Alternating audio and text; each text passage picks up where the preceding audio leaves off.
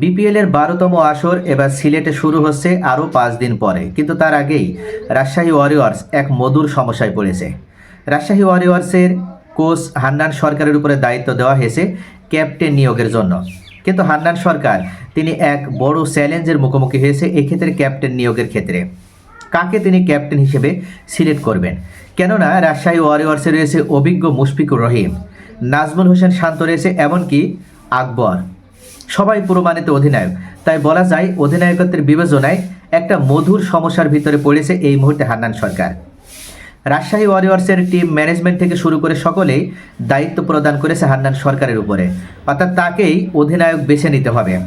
আর এক্ষেত্রে অবশ্যই তাকে এমন একজনকে অধিনায়ক হিসেবে বেছে নিতে হবে যিনি রাজশাহীকে এবারের এই সিজনে ভালো একটা খেলা বা পারফর্ম উপহার দিতে সক্ষম হবে।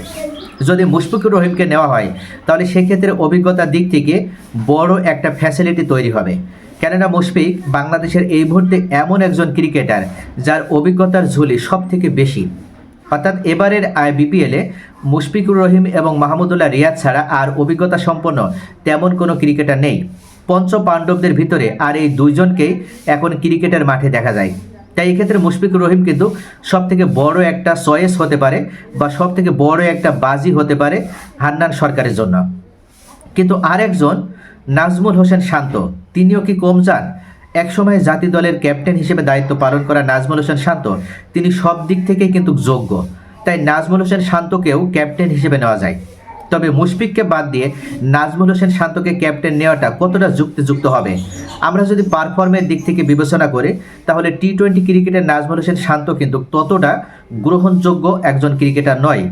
আন্তর্জাতিক ক্রিকেটে তার টি-20 যে পারফরমেন্স সেখানে কিন্তু অনেকটাই তার যে পারফরমেন্স সেটা একদম নিম্নগামী। তাই সেদিক থেকে নাজমুল হোসেন শান্তকে ক্যাপ্টেন হিসেবে দায়িত্ব পালন করতে না দিয়ে তাকে আরও ফ্রিলি খেলা উপভোগ করা বা তাকে ফ্রিলি খেলার সুযোগ দেওয়া উচিত হবে।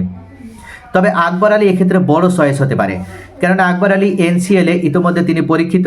2023 এবং 24 সিজনে এনসিএল ক্রিকেট টুর্নামেন্টে তিনি দুইবারই রংপুর রাইডার্স হয়ে এই এনসিএল টুর্নামেন্টে তিনি শিরোপা জয় করেছেন। শুধু এটাই নয়, 2022 সালে বাংলাদেশের একমাত্র আন্তর্জাতিক ট্রফি অনূর্ধ্ব-19 বিশ্বকাপ ক্রিকেটে বাংলাদেশকে চ্যাম্পিয়ন করার ক্ষেত্রে সবথেকে বড় ভূমিকা পালন করেছিল এই আকবর আলী।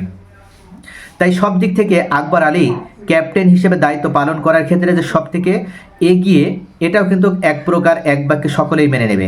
তাই হান্নান সরকারের সামনে এখন অপশন দুইটা, হয় মুশফিকুর রহিমকে অভিজ্ঞতার দিক থেকে বিবেচনা করতে হবে, এটা হচ্ছে লাকি ম্যান হিসেবে আকবর আলীকে দায়িত্ব দেওয়া যেতে পারে।